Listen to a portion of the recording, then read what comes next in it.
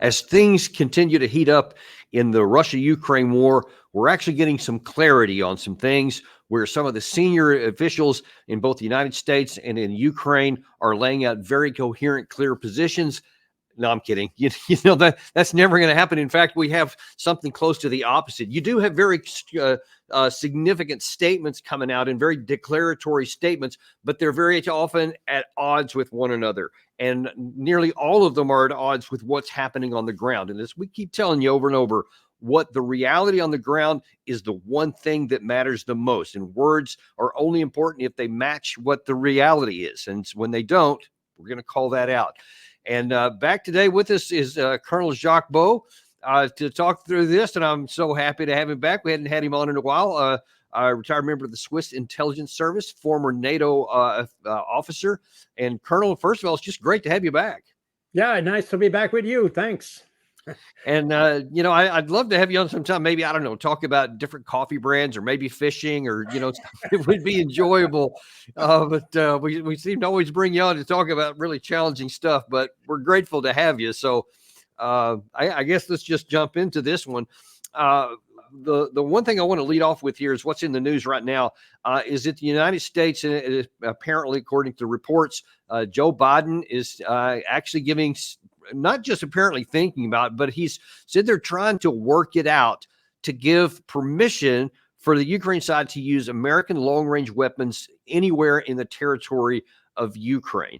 Now, I just wonder, before I even get into any of the details of this, what your off-the-cuff view is of that whole process?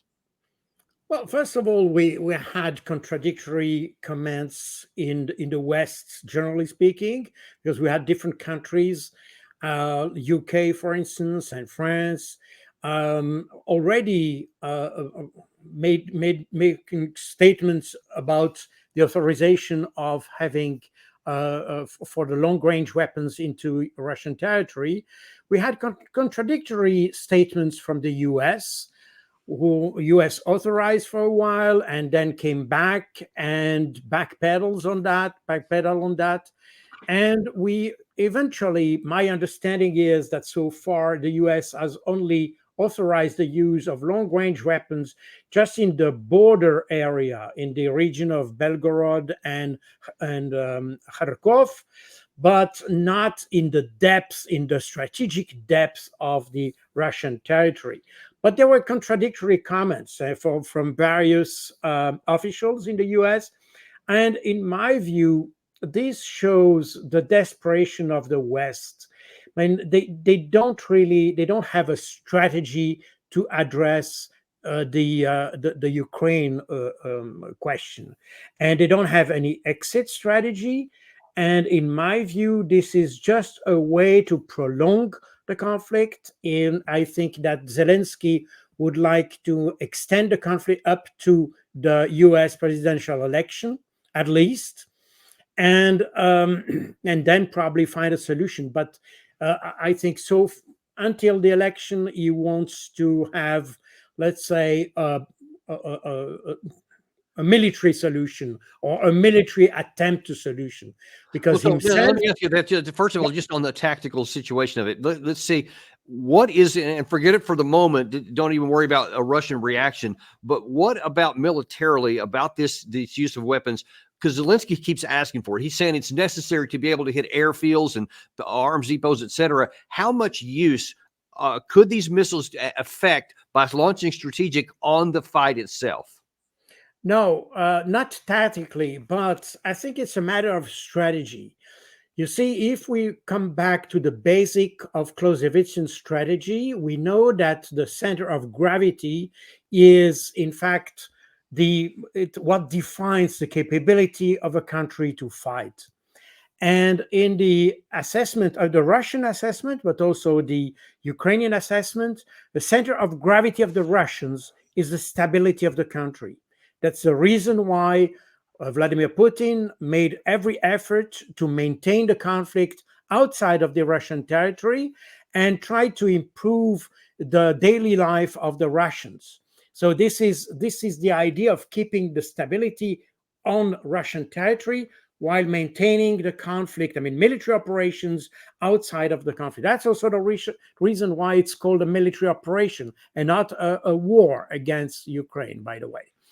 And the Ukrainians have understood that. And early this year, Zelensky has said several times that his objective is to bring war on the Russian territory. And that's what, in fact, they have done many times by with terrorist activities, for instance, against Tatarsky, Alexander Dugin, or attacks against oil refineries, or attacks against Belgorod, for instance, just bombing civilians. Yeah. It's just to make the Russians feel the war. And all these attempts, including some attempts on the Kremlin, if you remember, with Yeah. drones and Right. things Yeah, I like that. remember that. Yeah, and that's part of a strategy to bring the war on the Russian territory. And now they notice that this has not. I mean, this has not made any kind of destabilization in Russia itself, because the name of the game is, as it was since the very beginning of the. I mean, since 2021. And I would even say 2019, as Alexei Arestovich said it, the idea is to destabilize the political power in Russia and to have a regime change in Russia. That's the name of the game. And for that reason, Ukraine needs to bring the war on the territory. That's also the purpose of the sanctions, by the way. Right. And But now let's look at that, especially on the long, because yeah, long range weapons now are really similar to the long range bombing that is in the days correct. past.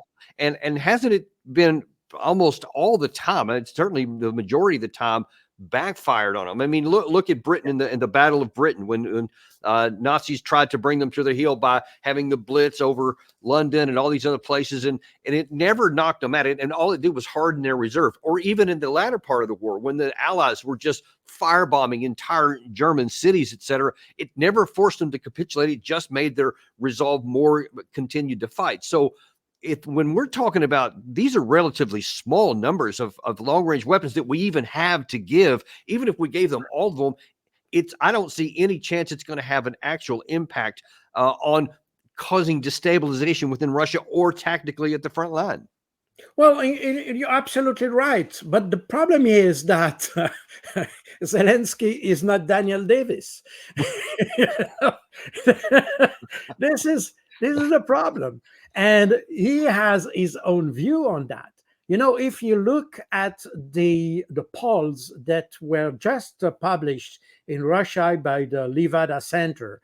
Levada Center is considered a foreign agent by Russian authorities, and he published every month a poll on how Russians understands the war, how they see the war in Russia, and also how they feel about the negotiations. And in June and July, 58% of the Russians were in favor of negotiations. Today, in August, as just after the Kursk operation, this interest for negotiation dropped from 58 to 50%. And on the opposite, those who think that we have to continue military operation has increased by also something like Wow. 10%. So what you say is absolutely right. The Russians, we in Europe and in the West, and generally speaking, we think that the Russians hate Putin and therefore they are ready to change their mind as soon as they are attacked and all that. It's not true.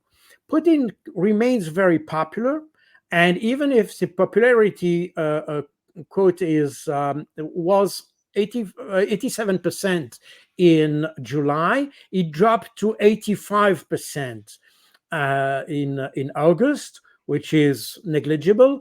Nota bene, 87% is the number of ballots Putin got in the last presidential election. So that shows that the popularity of Vladimir Putin is very high. In addition to that, Russians are strongly attached to their motherland. And this is something that they have since World War II and probably before, but especially since World War II, the Russians are extremely attached to their country. So the idea that you could make a change of regime, a regime change just by bombing cities deep inside Russia is a totally wrong understanding of how the Russians think. But again, this is the problem is that we are today in a situation, I mean, especially in Ukraine and the West at large, they are in the situation that they have no other solution in mind than just that. That's the problem. They, Well, yeah. they, they understand that probably we should come close to a political solution, but they don't want to address such a solution before the presidential election. That may come afterwards. But Yeah. before that, they want something military, something strong that shows determination, and that's the problem. Yeah, and let me. And we actually have some examples of some of that, but there's also really contradictory statements coming out from different people. But before we get to that, so that it's in context and people can really understand, why folks like you and I sometimes, just beat our heads against the wall in frustration. Here's the ground truth reality. And I'm going to show you the current situation here. This is the 1,000-kilometer line of contact roughly here. And this is the Kursk operation here. And there has been, in the last 24 hours, a significant change up into this northern area here. You see these light pink areas I'm looking at right here and right here. These represent additional progress by the Russian side in just the last, I think really totally the last 3 days, but the last 24 hours especially. And actually, Gary, if you could show that one video for military summary, because I want to come back to this map in just a second. First, we're going to talk about the Kursk direction, where, according to information we have, the Russians launched a full-scale fast lightning counterattack, and as a result of this counterattack, the Russians managed to establish complete control over significant, and there are lots of very interesting updates. First of all, the sources are saying that the Russians, as a result of attack, restored control over the village by the name of Gordeevka, Viktorovka, Внезапная, Бяхова, Apanasovka, Vishnevka, Komarovka, Krasnooktябрьska, and the most important, over the village by the name of Snagost, which is the biggest village in this direction. And so now let me zero back in on this area here. So those were some of the villages where he was talking about that the Russian side has recaptured. And so now then you see that this area here, this light blue, is where Ukraine had punched into Russian territory, and it had been stalled out, as we've been talking about before. But now then the Russians in this area have started to move in there. Now this already has created another pocket where there's a lot of Ukraine troops in here, and the Russians are in, I think there's about 1.5 kilometers, or maybe it's 2 kilometers, about 1.6 miles or so, very short, is left open right here. And if Russia closes these off, all of the troops that are in here are going to get cut off, and apparently it's several hundred. But then you look back a little bit further, and according to other sources that I've been able to find, is that there are large Russian forces congregating here and in here. So the ones that probably started this have substantial forces. Just yesterday, the Russian Kremlin spokesman said that they were now in the process of retaking the land. Up to this point, they had been satisfied just basically pummeling these people, bombing them, artillery, drones, limited incursions. But now it looks like they're starting to move them out as well. And when you see that, you can see in the context of the larger, and I'm going to get there in just a second, especially down in the east here, there's a real problem that the Ukraine side is now starting to be in a lot of trouble tactically even. And the question is, will they be able to get to the election and still maintain cohesion on all their fronts? Well, that's a problem. Now, if you just talk about Kursk or the Kursk area, I wonder if the Russians want just to retake all the territory very quickly. Because so far, by opening this new front on Kursk, the Ukrainian side has extended the front line by something like 100 miles, meaning that that extends also the logistical lines and everything. Basically, the whole forces, Ukrainian forces, are more diluted than before, and what they are lacking to counter the offensive in the Donbass is precisely the concentration of force, which is, as you know, one of the basic principles of war. Now, on Kursk, the Kursk issue, the territory in Kursk is more important for Zelensky than for the Russians, because Kursk is a political, basically, they wanted to achieve something that they couldn't achieve, and namely seizing the nuclear power plant in Kursk, but they were not able to do that. But at least they have some territory. And if you look at the media in the West, this is considered as a kind of a strategic success. Although technically it's insignificant, because it's an area where you don't have any significant population. It doesn't mean much. But politically, I would say for Zelensky, it's important.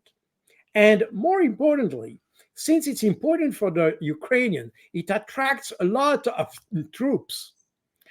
And in fact, a lot of troops were distracted from the Donbass area to the Kursk region. In the Kursk region, the Russians, they know they will not have the big battle as you can have in the Donbass. And in fact, what the Russians have done, they are doing what you can call a kind of hunting warfare. It's kind of counter-guerrilla. That's for that reason, by the way, the Kursk area has been named counter-terrorist operation area. And what they do in this area is, I mean, the soldiers who are affected to this area are called ochotniki. Ochotniki is a hunter. And that's because it's infantry warfare. And if you look at the geography, the topography, and all that, you would see you cannot use tanks and armored units and all that. By the way, all the armor that was used and deployed by Ukrainians in this particular era was almost destroyed. Yeah. So and if you look, it's also interesting to see that in the leaked documents that were published in April 2023, you may remember there was those leaked documents from the US documents. And in these documents, you could see that the Ukrainians had planned three possible direction of counteroffensive, because they were planning their counteroffensive. They had the direction of Kherson in the south. You had the direction, and maybe I have a map just to explain that. Here we are. That may explain that. So you have three direction. Here you have the direction of Kherson with a force ratio of 1:8. And in the Kherson area, you had a ratio of 1:4. While in the northern part, and you notice that they had no intent to plan any counteroffensive in the Donbass area, because that's the place where the Russians were very strong. But here in the area between Belgorod and the Belarusian border, you had the ratio, it was close to 1:1. So that was the most favorable ratio for the Ukrainians. But it's interesting that they didn't attack here in 2023. Why? Because this is not a terrain for maneuver warfare. This is infantry terrain. And they preferred to attack here, which is the second best solution, because here they could use the tanks and the armor they received from the German, the Leopard 2 and all that. And you remember what they tried to do in the area of Zaporozhye, Rabotino, in this area. That was typically armored warfare. Here it was not possible. That's the reason why they didn't do it at this time. And now they are coming back to this place. But the problem is that the terrain has not changed. It remains still infantry type terrain. And that's the reason why the Ukrainian cannot have success in this area. And that's probably the reason why they see that they will not achieve anything in the Kursk area. The only thing they can achieve is attacking in the depth of the Russian territory, because at least they will not reach any concrete objective, but they can contribute to the destabilization of, or they should try to destabilize Russia. In my view, this is a totally desperate measure that will not work, but that's probably what you have in the mind of Zelensky at this stage. Yeah. And in fact, let me just throw another level of problem onto there. Not only was even the chance of it destabilizing Russia very low, because it was an area that didn't have a lot of strategic advantages or interest for the Russian side, which gave them the luxury of just kind of containing it and then worrying about reducing it later. But then all of those troops and allegedly up to 600-700 combat vehicles of various types have been lost in here. Vehicles and men and trained men they don't have down here in the Pokrovsk area. And I want to show you another. There's just a number of attacks have been going on, even in the Kupiansk area, in the Toretsk area, in the Vuhledar area down here to the south. But it still remains the Pokrovsk area is the biggest one. And we've been talking here about some of the advances that the Russian side continues to make in this area. But one of the most critical, probably the most critical, continues to be in this salient down here in the south, to where there is a closing bulge of apparently several thousand Ukrainian troops. And Russia has been making more progress in the south and more progress down here in the north, down there to this Hervink. I can't remember I'm not sure I'm pronouncing it right there. Also around this Ukrainsk, which is a very important tactical area here. And this cauldron just seems like almost every day to get close to closing every day. Ukraine is going to be faced with the decision, possibly within days, of either trying to break these guys out or get them out before the thing closes, or they may lose them all. And that's going to be another huge blow. If you've lost all the men up here in the north with the Kursk offensive, and then you have, and I showed you there's already a pocket forming up here in the northern part of this one, even right up in here. And if they also lose some troops down here in the south, Colonel, they don't have troops to lose anywhere and have any hope of even containing, much less stopping the Russians. Well, if you look at the ratio, I mean, the forces that are currently deployed here, I have also a map that shows, according to the Ukrainian General Staff, these are the figures, the number of Russian forces deployed currently on the Ukrainian theater. And you see that the bulk of these forces remain in what's called the battle group South and Center, which are the two battle groups that are currently involved in the Pokrovsk offensive and this area. You have also a very strong group here in the south. And by the way, we have indication that in the Kherson area, I mean, on the Ukrainian side, that means west of the Dnieper River, you have some operation of the Russian special forces. Now you see here that you have a very important force here. So we may have something in preparation here. I don't know, but all of these figures come from the Ukrainian General Staff, as it is indicated. So we see that facing the Ukrainians, you have a formidable force that is currently deployed. That here, this was the figure about 1 week ago, sorry, and that's about 500,000 soldiers deployed facing the Ukrainians. And we know that the Ukrainians have more and more problems by manning the front line.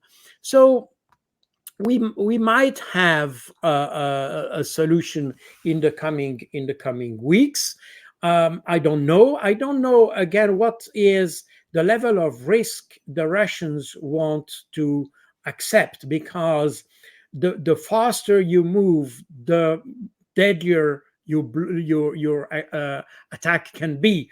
So and so far since October 2022, the Russians have said that they will preserve the life of the soldiers, and they will try to grind down the Ukrainian. If we look at the figures of the weekly losses, these are the figures that given by the Russian general staff, but we see that we have up to last week we had something like about 17,000 people lost every week in Ukraine. That's absolutely incredible. If you add this, you can see that they are losing something like 70,000.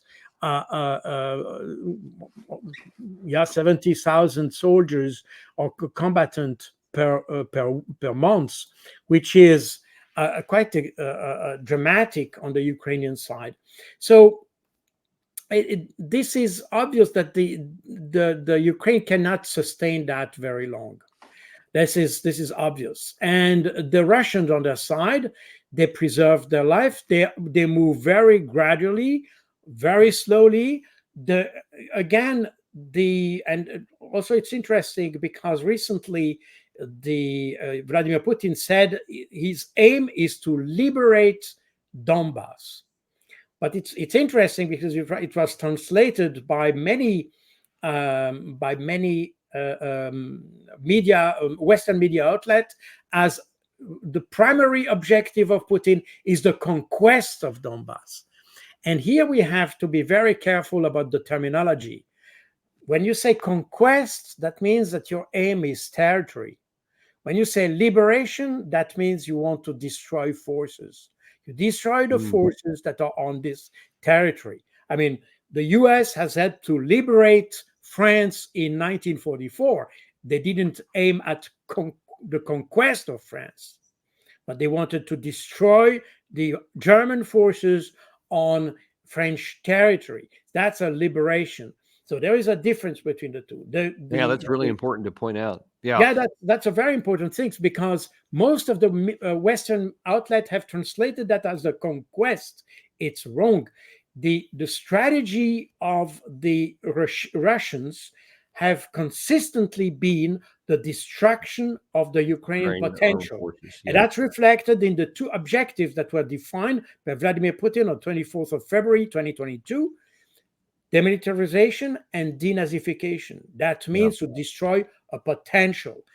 On the other hand, the Ukrainians, for strategic and also political reasons, they still consider the terrain Yeah. as important. And that's the reason why they try to get a hold on every square inch of their territory. And they don't have this idea of maneuver warfare. And that's also the reason why you have those tensions between the general staff and the political leadership in Ukraine, because for the military, terrain is not important, because you can always recover terrain. Right. If you lose it, you can recover it. That's not a problem. But forces, if Yes. your forces are destroyed, 100%. there is no way you can recover them, and that's the problem. And that's a rationale behind maneuver warfare. And if you read my book on the Russian art of war, they prefer maneuver warfare. Now, since October 2022, they said we don't make big operations, but as trade-off for that, they proceed very slowly in order to preserve their forces, and they move gradually. Again, for the Russians, the objective is the destruction of the potential. Right. And and one of the things that I think that it's unknowable, but I see anecdotal information and evidence that's starting to emerge, both politically, diplomatically, as well as on the battlefield, that there is some evidence that Russia may have at some point in their mind a certain point to where they think that the Ukrainian lines are fragile enough that they come in with a quote big arrow movement. Now, most in the West that I've talked to say Russia hasn't done that since really the opening of the war because they can't, and they've exposed that they can only do these grinding things, and so there is no big arrow movement coming up. That's a thing of the past. I'm not sure that that's a safe bet, but here's one of the problems I want to identify right here is that all the things that we've talked about up to this point and shown graphically on the map is that the Ukraine side, I mean, we've said this from the beginning, there is no military pathway to victory. There's not even a military pathway to hang on to what they got, and it's now starting to really buckle in certain areas. Now, if you saw that reflected in some of the things that the senior leaders in both the U.S. and the Ukraine were matching that and recognizing that, and they had some kind of plan for it, that would be one thing. But instead, we see almost like this, like they're watching a movie or something, a different movie than what we see playing here. Because let me show you some of the things that have been saying here. Here is the Polish foreign minister, I think just a day or so ago, talking about how there's no reason to talk about a negotiated settlement where Ukraine gives up anything. Why would they? Watch. Do you think that President Zelensky, the Ukrainians, should just accept that there is a part of eastern Ukraine that they're going to lose and that they're going to have to sit at the end of the day across from the Russians and negotiate? I'm not sure why you're suggesting that Ukraine should give up its territory. Would you give up your territory? We need to stay the course in supporting the victim of aggression. There was a vote at the United Nations General Assembly, one of the most overwhelming votes in the history of the UN, to condemn the aggressor. This is not a press statement. It's law. And we have a duty as the international community to take countermeasures. Yeah. So do you want to give up your territory? Well, no, obviously no nation wants to give up their territory, but there comes a point, Colonel, to where you have to say, do you want to give up part of your territory and preserve the rest, or continue to blindly go forward and maybe lose it all? I mean, I think that's the bigger issue, don't you? Well, absolutely. I think this is this kind of dilemma that has to be solved at political level. But it's interesting to study the question of territory because very recently, a couple of days ago, Sergei Lavrov gave an answer about this. And he explained that, in fact, why should we pay attention to the territory if the people on this particular territory are mistreated by its government? And, he refers to a law, and that's very interesting. And probably that should be reminded to the audience that on the 1st of July 2021, the parliament of Ukraine adopted a law on the indigenous people of Ukraine. And that's what a politician said just the day after. That was on the 2nd of July. And he said, and that's not in the Kremlin or Russian press, that came into the Ukrainian press. And here Oleg Seminsky said, Russians are not an indigenous people in the legal sense and will therefore not fully enjoy all the human rights and fundamental freedoms established by international law and enshrined in the constitution and laws of Ukraine. Wow. As a result, when you have such a situation, the question of territory remains and that's the view of the Russians. The territory is something that is at the second, in the backstage. The more important is the life of the citizens. And the fact of the matter is that the Ukrainians have always considered the Russians as second-class citizens. And that's the reason why in 2014, they changed the rule about the official language of the country. And that's what triggered a massive protest in the whole southern part of Ukraine, and eventually in the not the secession, but let's say Rebellion. the protest of the two republics of Donetsk and Lugansk. And now we are in this situation. So it's fine when we talk about international law. But international law must be seen from all aspects. We cannot just cherry pick one aspect of the international law. If we wanted to protect the sovereignty or the territory of Ukraine, then we should have made every effort to implement the Minsk agreements that were decided in February 2015 and that came into a resolution of the UN Security Council also in February 2015.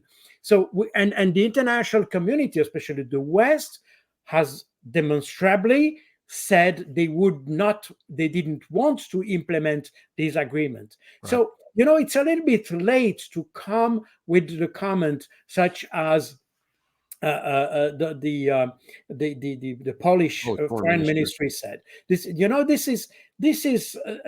is kind of how to say that. This is a justification afterwards, but the fact of the matter is that those diplomats have not done their work before. Right. And that's why we are in this situation. Right. Because obviously if that had been done back in 2014, 2015, then there would never have been a war in 2022 and none of this would have even happened. All those people would be alive, but it didn't. And now then we do have the war we have. And now we do have the tactical situation we just described where the Russians are continuing to methodically ground down the Ukraine side. There's a risk that they could come in with more troops and start something in larger numbers here.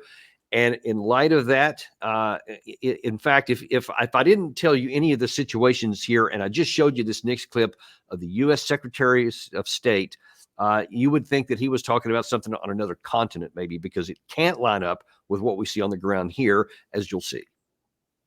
Ukraine continues to stand strong, and I believe that it's very much on a trajectory where it will be able to stand strongly on its own 2 feet.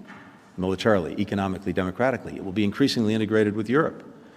And Putin will continue to know a strategic failure in Ukraine, and the Ukrainians will know a strategic success in building a strong, vibrant country. What in the hell is he talking about? Standing on their own 2 feet and be a victorious militarily, economically, democratically, and Russia will be a strategic defeat. I mean, how can those things be reconciled with reality? Well, I don't know. I think Blinken lives in a parallel world because we have talked about the military situation, but there is also a situation within Ukraine that we tend to ignore because, again, the center of gravity of the Ukrainians is their narrative. This is very important. We talked about the center of gravity of the Russians, which is the stability of the country. But for the Ukrainians, this is the narrative. Despite the evidence, despite the facts, they keep maintaining this kind of narrative that Ukraine is victorious, that this economy is going well, and things like that. And it's totally wrong. I mean, we have seen the Standard & Poor's that have changed the ratings, the credit ratings of Ukraine, and now it's close to the default situation of the Ukrainian economy. So we have the problems. Ukraine cannot export its goods into Europe because they are too cheap. And therefore, they come into a competition with the farming products of Polish farmers, Slovak farmers, German farmers, and all these farmers they refuse to have the Ukrainian agricultural product. So we see that the economic situation is in a dire situation in Ukraine. In addition to that, we tend to ignore very different facts that are happening within Ukraine itself. And for instance, we ignore that there is a very important resistance movement within Ukraine. I mean, I'm talking about the western part of Ukraine. And if you look at, for instance, here I have this example of the Russian Kherson, which is a resistance movement that is very active in the whole of the southern part of Ukraine, in Kherson, but not only. It goes up to Ivano-Frankovsk and all that. I mean, this is a movement that does exactly the same kind of work that the French resistance did in early 1944 and up to the landing in Normandy, which is basically to disrupt the logistical lines of the Ukrainians, destroying the railways, destroying ammunition depots, and making attacks on garrisons or several Ukrainian garrisons. Nobody talks about them, but they exist. They publish regular information bulletin. So these guys are very active. And in addition to that, which is, we don't know exactly who are in those resistance movement, but we assume these are Russian-speaking or ethnic Russians living in Ukraine, or at least sympathizer of the Russian people. But in addition to that, you have Ukrainians themselves who protest against the forced recruitment that we have. Yeah. And you have daily attacks on recruitment office or the recruitment officers and all that. So meaning that the security situation within Ukraine itself, not talking about all the bombings and the missiles attacks and drone attack from the Russians, but also within Ukraine, you have forces that are actively involved in fighting the government forces. In addition to that, those resistance movements apparently provide also intelligence Yeah. to the Russians, and that's the reason why they are able to pinpoint. Yeah, some of these long-range missile strikes. Exactly. And Yeah. you talk about what's going on inside Ukraine. Want to stick with that theme for a second here, because just like I showed you in Poland and the United States, how there's detachment from reality, the same kind of thing is going on within Ukraine. I'm going to show you a couple of clips. I believe these are both from either today or yesterday from Zelensky, and he's going to almost say, and these are two comments from the same interview. They're going to almost seem diametrically opposed. Let's watch first what he says about the tactical situation. Today there was a report from the Commander-in-Chief Syrsky. I thank all our warriors who are holding the front in the Pokrovsk direction, who are holding the Kurakhova direction, who are really securing our positions. And we are approaching our partners steps that can help now. The main thing is determination. The determination of Ukrainians is more than sufficient. The determination of our partners must become much more long-ranged. We are also working on logistics, the timely delivery of the announced support packages. Every day is a challenge. Every day is a maximum effort. We will definitely defeat the occupier. Okay, now I just showed you an updated, as of today, tactical situation, and Ukraine is literally getting driven back everywhere now on all the fronts. And he says, no, we got it contained in all these same areas, and we're definitely going to win. I mean, I get it that the narrative is the center of gravity, but don't they take a risk of upsetting their own center of gravity when enough of the Ukrainian people see with their own eyes that there's no truth in that? Well, that's the problem. I mean, but the essence of the narrative is that the Western politicians believe the narrative. That's the key. That's the target audience. Those are the politicians, not the population. And that's the dramatic aspect of it, because Ukrainians are more and more conscious that this war is not about Ukraine. And in fact, you had in the Kyiv Post, it was, I mean, this is a Ukrainian media, on the 1st of September, so that's just 1 week from now, and a little bit more than a week, was an article saying that the war in Ukraine, a war between Ukraine and Russia, is not about Ukraine. It's a war between the West and Russia. And that was in the Kyiv Post. And that indicates that you have more and more people who, in fact, realize that exactly what Lindsey Graham used to say, that they are using Ukraine or misusing Ukraine to fight the Russians up to the last Ukrainian. And that's exactly what the Ukrainian population is understanding. The problem is that in order to have the support, the weapons, financial support, and all that, Zelensky must stick to his narrative. That's the problem. And that's where you have this dilemma. And that's the reason why you have more and more people within Ukraine who join kind of resistance and civil resistance, or you can call it in different ways, because they realize that their authorities are not. I'm in touch with several Ukrainians, and here even in Brussels, who contacted me, and they thank me to give them a proper image of the situation, because they say they feel that what the Ukrainian government is saying are just simply lies, and those lies. Okay.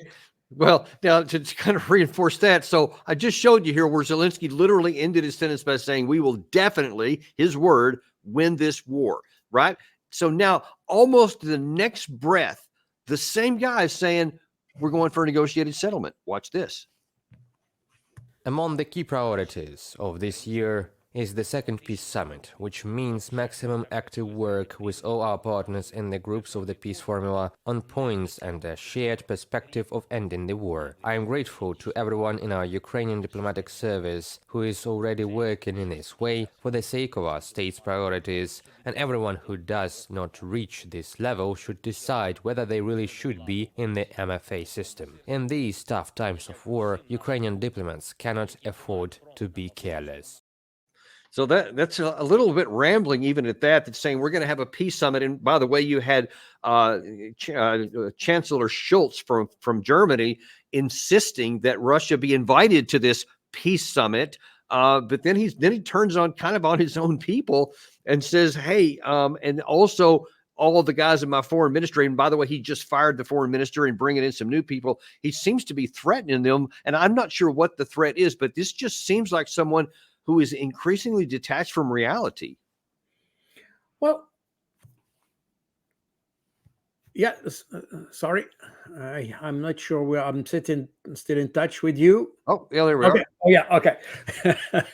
Well, and you have also Viktor Orban that says that we need to open the door to the discussion with the Russians, because I mean you have some individuals who start to understand that we cannot stick to the narrative. We have to move ahead, and the way we're moving today just leads to the catastrophe. And beside this, by the way, it's not surprised that it comes from Olaf Scholz, because Germany is probably the country that so far suffers the most from the war because of the sanctions. And you see that Volkswagen talks about closing down some of its factories in Germany. wow. And so that's massive. And you have already some part of the chemical industry in Germany who have closed down their factories, and you have huge chemical industries in Germany like BASF and so on, and they have closed some of their factories because it's too expensive to produce in Germany. So Germany is currently suffering from the war, and that's the reason why now they are talking about possibly negotiation, and we should move towards peace. Now, the problem is that because we are having always this double language with Russia. On the one hand, we say we want to talk, and on the other hand, we are just adding sanctions all the time over Russia. So the Russians are considering, with right, by the way, that the Western countries are not completely sincere. They understand that the West and Ukraine will be eventually forced to negotiate. But the Russians are not in a position today to ask for this negotiation. They are in a very strong position on the ground.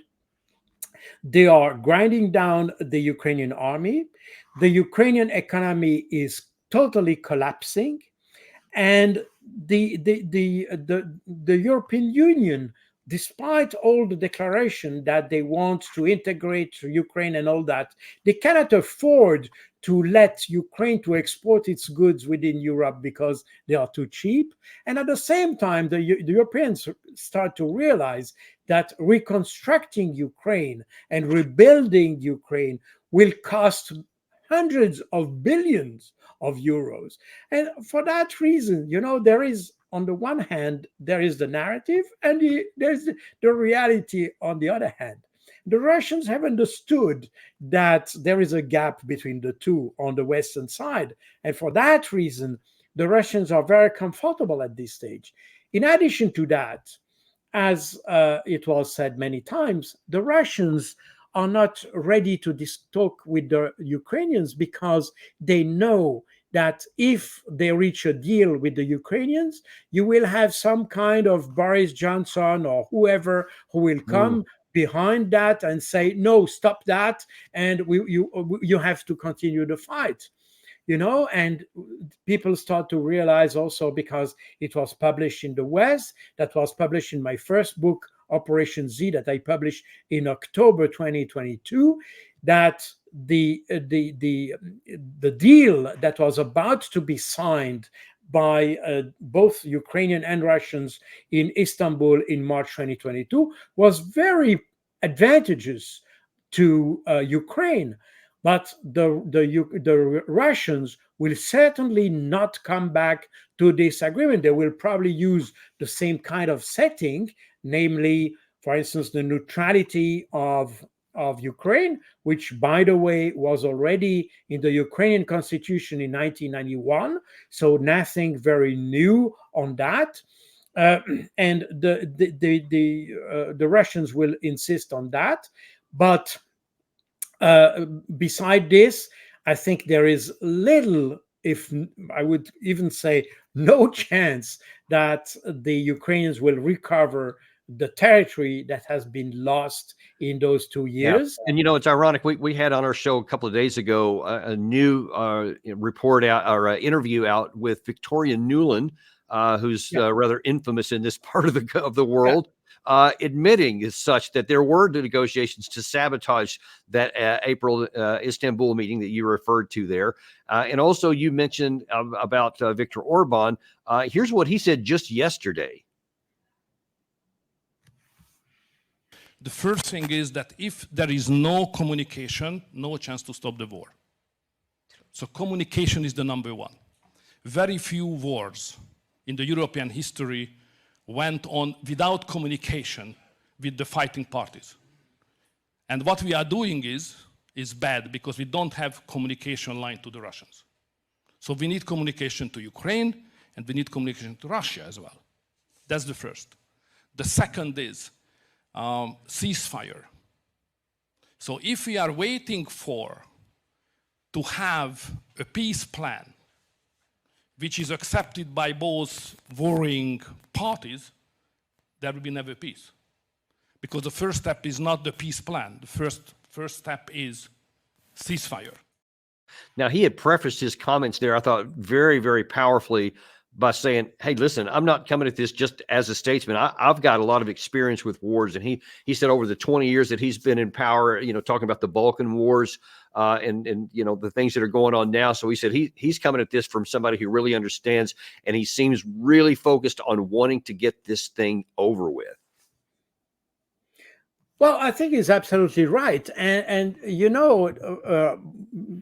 just beside this, it shows that despite what the West used to say, that this war in Ukraine made NATO and European Union stronger, it's exactly the opposite that appears, because what Viktor Orban in fact implies is there is a strong division in both NATO and European Union, because you have those countries such as Poland, for instance, and you just showed the foreign minister just a few minutes ago. And we see that you have one side of the European Union who is strongly in support of continuing the war, and you have other parts of the European Union who realize that the war is leading absolutely nowhere, and we need to have an exit strategy. And that's all. These countries, by the way, also NATO countries. So I'm not sure both NATO and European Union have become stronger through this aspect. Now, the thing is that Viktor Orban is right, but at the same time, the Russians have not indicated they're ready to go into a ceasefire, because now what they want is, in fact, and probably we are in a devil's circle here, because the Russians want to be sure that the Ukrainians will go towards a solution without NATO. I mean, Ukraine free from NATO, and before going into a ceasefire. They don't want the ceasefire, as the Americans would like to have, not a ceasefire, but they would like to freeze the conflict, which the ceasefire could be the starting point from this. But the Russians, they don't want to start with that. They want to start with some guarantees that we are engaging into serious negotiation before going into a ceasefire. And that's the reason why the Russians are absolutely not in a hurry to engage into any kind of negotiation with the Ukrainians. But at the same time, they don't want to talk to the Ukrainian. They want to talk to, in fact, in French, we have a proverb that says, don't talk to the saints, talk directly to God. And that's exactly what the position of the Russians.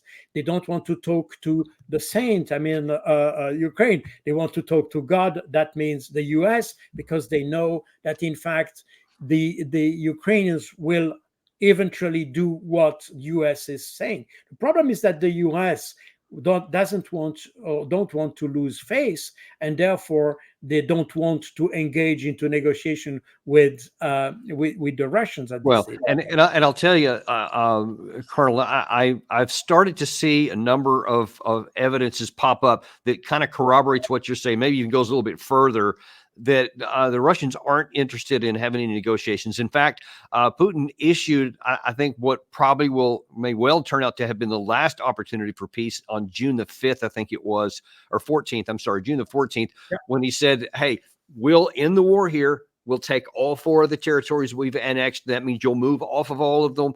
And then the war will be over. You'll have everything else, as long as, of course, you're neutral. NATO doesn't play a role, etc. But then all of a sudden they invaded in the Kursk area, and he said, all right, that's it. That's off the table. Now then it appears that Russia is going to say, all right, we're just going to take militarily what we want, and then we'll issue terms. And so we've been seeing things like there's been a buildup of the Belarusian forces up in the north there. There's been reports of significant numbers. I mean, talking tens of thousands of Russian forces massing in the border area just north of Ukraine, in the Sumy area, as well as some other places. That map you showed earlier showed like 130,000 down in the southern part there, not too far from Odessa. You have other things like this article here, where going on right now as we're speaking here, Russia just launches its largest Navy drills of the post-Soviet era. 400 warships right now are being in part of this, and it's also being done in cooperation with Ukraine. You have Russia making deals with Iran, so that's now expanding from the drones now also to the ballistic missiles, according to the United States. The North Korea is also expanding. It's apparently 16,500 shipping containers full over the last several months have been come from North Korea. And apparently that pipeline is still wide open. And of course, we have all of the industrial capacity that Russia has been doing, and they have been producing a lot more than what we've seen them use, all of which makes it look like that there is the possibility for a big Russian movement here coming up soon. And the last piece I want to talk about is that this, in a certain interpretation by Lavrov, could be saying, if we make this move, and lest anybody in the West think that they're going to do something stupid like either engage in this war, send troops in, or maybe use nuclear weapons, he's saying he's issued this warning. Watch this. Americans have this direct association, these conversations, this talk of a world war. They think that if this happens, it would only concern Europe, which is a very showing thing that reflects the mentality of those geopolitical strategists in the US, because they are confident that they will just be safe across the ocean. And in this situation, one has to understand that we have our own doctrine, a doctrine of using nuclear weapons, among other things, and we are now making adjustments to this doctrine. So what do you make of all of those pieces together? Do you think that there is a possibility of a big arrow move, so to speak, by the Russians? And what would be the results if it happened on the ground? Well, first of all, I just want to, you pointed out what Vladimir Putin said on the 14th of June, and that's absolutely right. And in this speech that he had at that time, he said the condition to enter negotiation,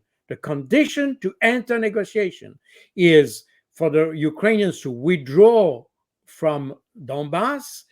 And right. And I'm sorry to interrupt, but I believe Gary actually has that clip. Let's watch that as you continue on. Watch this. The essence of our proposal is not some kind of temporary truce or suspension of fire, as, for example, the West wants. This is not about freezing the conflict, but about its final completion. And I will say again, as soon as Kiev agrees to a similar course of events proposed today, agrees to the complete withdrawal of its troops from the DPR and LPR in the Zaporozhye and Kherson regions, and really begins this process, we are ready to begin negotiations without delaying them. I repeat, this is our principled position. Neutral, non-aligned, nuclear-free status of Ukraine, its demilitarization and denazification. So, yeah, that's exactly what he said. Exactly. So we are exactly there. Now, the Russians, obviously, they don't want to expand this war, and they don't need to, because now they are on the winning side.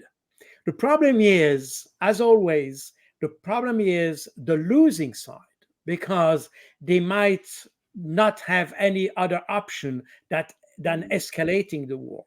Now, if the war goes nuclear, it's clear that, and Jens Stoltenberg, who used to be my boss in NATO for 5 years, he repeatedly said that NATO is a nuclear organization. The name of the game of NATO is to put Europe under the US nuclear umbrella, meaning that if we are going to the point that the war becomes to some point nuclear, that will involve the US. No question about this. And if the US is involved, it involved not just the U.S. forces on Europe, but it will touch all the forces around the world, including continental U.S. So that's what the Russians say is absolutely correct, and they are ready to engage in such a war. You know, the problem is that for the West, they claim they are defending Ukraine. But the Russians, they are defending themselves. That's the difference. And they defend their population because they consider the Russians in Ukraine as their brothers. They are part of the family, physically for most of them, because a lot of them have family, Russian Ukrainians have family in Russia and vice versa. So they protect their brothers. And since all the sanctions and all the measures that have been applied to Russia, it's easy for the Russians to understand that they are attacked as a nation, not just on a few territories, but they're attacked as a nation. Therefore, for the Russian to accept the sacrifice to go into a larger war is probably less of important. It's important, but it will be probably better accepted by the Russians than by the West. And I think here in the West, before talking about all-out war and all that, we should probably think about it, because our population are not ready for war. And you even see that in Ukraine itself, where soldiers say, I'm not here to, I'm not ready to fight the Russians. And despite of this, they are forced to go to fighting on the front. But that's also the reason why you have so many deserters and defectors. But that's another discussion. Yeah. But the thing is that here also we have a dissymmetry between the way the Russians understand their situation, because with all these actions, including the terrorist action that Ukraine has waged on your Russian territory, the attacks on Russian citizens, not just, by the way, in Russia, but also in Spain, in France, and other countries where the Ukrainian Secret Service has just assassinated Russian billionaires and all that. So the Russians are very aware of that. So they understand that it's a war against Russia. It's a war against the Russian nation. And if you go in France, for instance, if you have a Russian name, they will not allow you to open a bank account, just because you have a Russian name. So we are beyond the war in Ukraine. And all the Russians have understood that.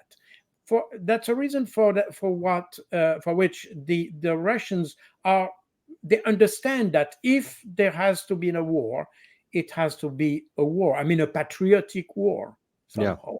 And that will not be the same for the Europeans. It's not even the same for Ukrainians, because a lot of Ukrainians, not all of them, but a minority, but still a strong minority of Ukrainians understand that those territories that have been conquered by Russia should be left to Russia.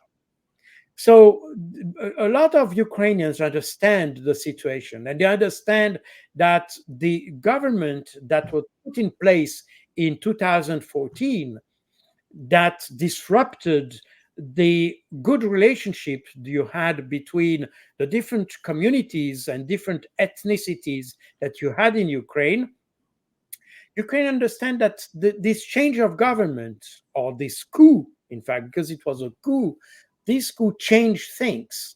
And a lot of Ukrainian, even those I've seen here in Brussels, they acknowledge that probably war was not the best solution. Yeah, it's a little late to be thinking about that, but anyway. So listen, I really appreciate you coming on today and telling us a lot, because you always give some great information, especially when you bring those maps up, stuff that we wouldn't get from any other place. But man, we really do have to hope that enough people get this information out that makes sure this does not expand into a war that goes beyond the borders, because it could be catastrophic for everybody if it does. And I just pray that enough common sense will somehow seep into, especially to the Western leaders. So thank you for bringing those issues up today. We really appreciate it.